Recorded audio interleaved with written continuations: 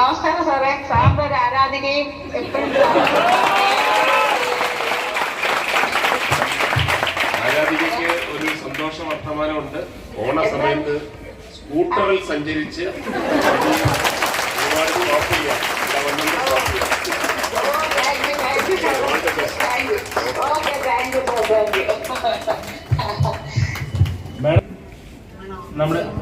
നമ്മുടെ MLA മുകേഷ് സാറാണ് ഇപ്പോ നറുക്കെടുക്കുന്നത്.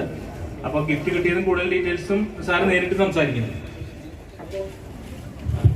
ഹലോ അച്ചു,